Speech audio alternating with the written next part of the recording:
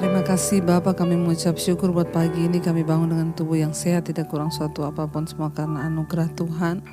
Biarlah Tuhan kami boleh mendengarkan firman-Mu sebagai penuntun hidup kami. Berbicara bagi setiap kami, urapi hamba-Mu yang tidak ada apa-apanya, urapi hati kami Tuhan, agar firman Tuhan menerangi hati kami dan mengubahkan hidup kami. Di dalam nama Tuhan kami Yesus Kristus kami mengucap syukur, haleluya. Amin, amin, amin.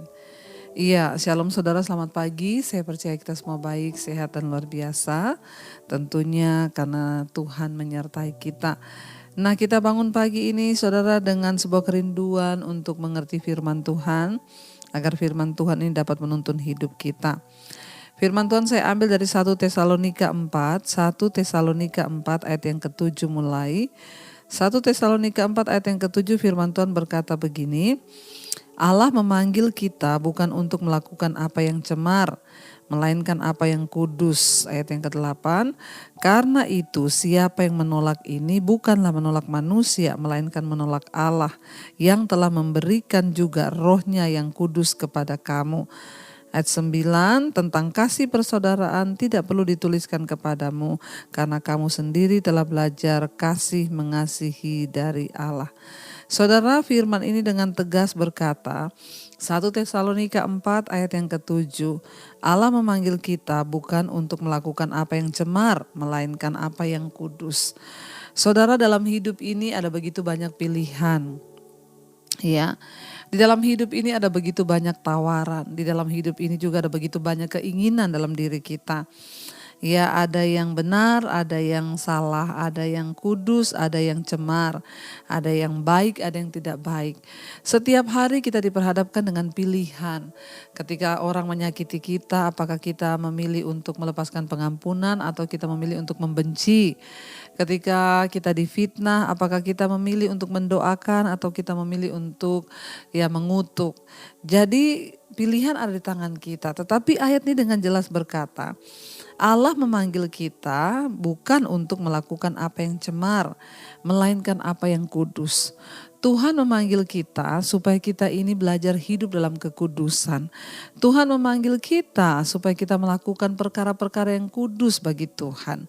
Ya, karena firman Tuhan ini berkata, ayat yang ke-8, karena itu siapa yang menolak ini bukan menolak manusia, melainkan menolak Allah yang telah memberikan juga rohnya yang kudus kepada kamu.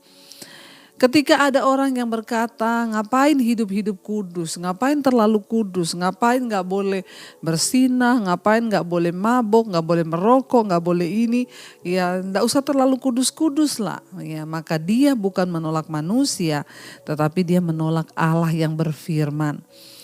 Ya, kita ini dipanggil untuk mengenal Kristus. Ya, satu tujuannya agar hidup kita ini dikuduskan, saudara. Sudah terlalu banyak waktu yang kita pakai untuk hidup dalam dosa. Kita menjadi Kristen puluhan tahun. Berapa banyak waktu yang kita pakai untuk hidup dalam kekudusan? Coba kita ukur. Ya, kita telah belajar mengenal Kristus. Setiap hari kita mendengarkan firman. Betapa banyak ayat yang berkata bahwa kita harus kudus, ya. Dikatakan di sini Tuhan memanggil kita untuk melakukan apa yang kudus. Dan barang siapa yang menolak ini, dia bukanlah menolak manusia, melainkan menolak Allah yang berfirman. Jangan sampai saudara dalam hidup ini kita mengaku Kristen, kita mengaku percaya Yesus, tapi padahal hidup kita, kelakuan kita menolak Tuhan. Ya, orang yang menolak Tuhan itu bukan orang yang hanya pindah agama. Waktu kita tidak mau hidup dalam kekudusan, waktu kita gak mau bayar harga, membuang segala kepahitan dari hati, membuang segala kebencian, membuang segala kenajisan, membuang segala iri hati, membuang segala dosa yang mengikat, ya kita harus melakukan itu. Karena kalau kita tidak mau melakukan itu berarti kita menolak Tuhan. Ya, saya berdoa saudara, jangan keraskan hati. Kita tahu Tuhan gak mau kita kepahitan, karena itu lepaskan pengampunan. Kita tahu Tuhan memanggil kita untuk melakukan yang kudus, bukan yang cemar. Saudara yang berselingkuh, tinggalkan. Ya, jangan mau saudara hidup ini diperbodoh oleh iblis. Ya sudah cukup, lalu-lalu kita sudah hidup menurut daging, sekarang kita harus hidup menurut roh. Karena siapa yang menolak ini bukanlah menolak manusia, melainkan menolak Allah yang telah memberikan juga rohnya yang kudus kepada kamu. Waktu kita percaya kepada Kristus, kita ini diberi Roh Kudus dalam hati dan hidup kita. Nah, Roh Kudus itulah yang akan menuntun kita, yang akan menolong kita, yang akan mengajarkan banyak hal yang Dia terima dari Bapa itu kepada kita. Jadi orang-orang yang mengaku percaya Yesus itu harusnya hidupnya semakin baik, semakin benar, semakin kudus, bukan semakin hancur, saudara ya. Ingat, jangan menolak perintah ini untuk hidup dalam kekudusan, karena itu berarti engkau menolak Tuhan. Ya, kita harus minta Roh Kudus hari-hari ini mengajarkan kepada kita, berbicara kepada kita tentang jalan yang harus kita ambil. Ya, pilihlah hanya yang terbaik, pilihlah hanya apa yang Tuhan mau untuk kita lakukan. Kalau hari ini engkau masih punya kepahitan, bilang Tuhan, aku mau lepaskan pengampunan. Aku mau melakukan yang kudus, bukan yang cemar. Karena ada banyak pencemaran secara rohani juga, saudara. Amarah, kepahitan, kebencian, itu adalah pencemaran rohani. Jangan biarkan kita melakukan apa yang cemar, tapi biar kita melakukan apa yang kudus di mata Tuhan. Saya berdoa di tempat saudara bekerja, saudara hidup dalam kekudusan menjadi contoh. Di tengah saudara yang berkuliah, saudara hidup dalam kekudusan. Di tengah rumah tangga, suami istri dan anak-anak, kita juga hidup menjadi contoh dan teladan karena hidup kita dikuduskan Tuhan. Ingat, firman Tuhan berkata tanpa kekudusan kita tidak mungkin melihat Tuhan. Ya, jangan menolak Tuhan, saudara ya, karena barang siapa menolak ini, dia menolak Tuhan yang berfirman, yang sudah memberikan kepada kita Roh Kudus. Ada Roh Kudus dalam hati kita. Kalau saudara mau melakukan A atau B, bertanya kepada Roh Kudus. Roh Kudus, kira-kira ya yang terbaik itu apa? Mulailah alami perjalanan bersama Tuhan, mulailah alami pengalaman bersama dengan Tuhan.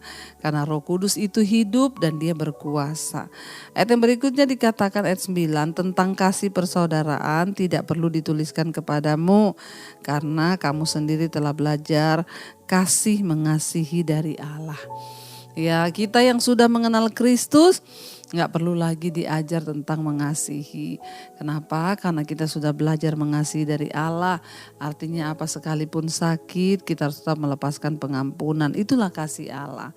Jangan membenci keluargamu, jangan kepahitan, jangan apalagi dendam. Lepaskan pengampunan, belajar mengasihi dari Tuhan. Karena saya yakin dan percaya orang-orang yang hidupnya dekat dengan Tuhan gak perlu diajar bagaimana cara mengasihi, kita tahu. Walaupun kita disakiti, kita tetap belajar mengasihi.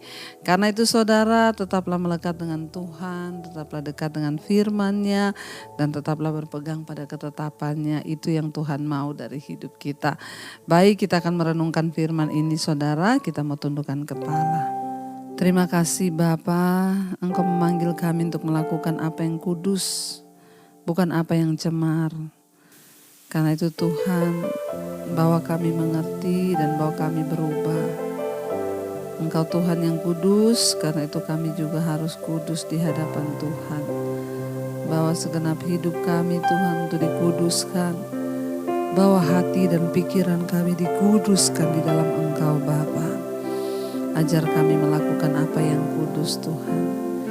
Kudus, kuduslah, kuduslah Tuhan, Allah semesta alam.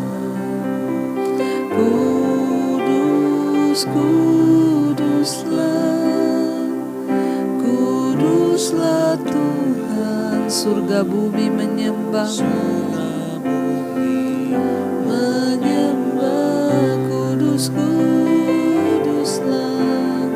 kuduslah, kuduslah Tuhan, Allah semesta alam. Kudus, kuduslah,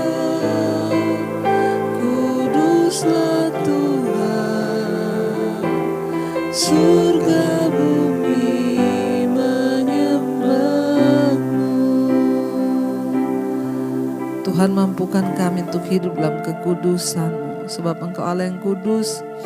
Tanpa kekudusan tidak ada seorang pun akan melihat Tuhan. Mampukan kami berjuang di dunia ini untuk hidup dalam kekudusan-Mu ya Bapa. Ampuni segala dosa pelanggaran kami.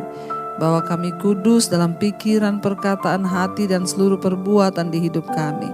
Sebab Tuhan memanggil kami bukan untuk melakukan apa yang cemar, tetapi apa yang kudus.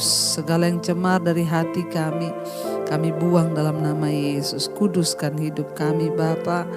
Berkati Tuhan untuk setiap mereka yang setia bangun di mezbah syukur mencari wajah-Mu. Tuhan terus perlengkapi dengan hikmat-Mu. Kuduskan anak-anak-Mu ya Tuhan.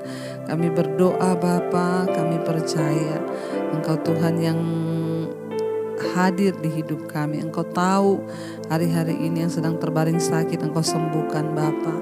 Engkau Tuhan juga yang beserta dengan mereka yang berulang tahun.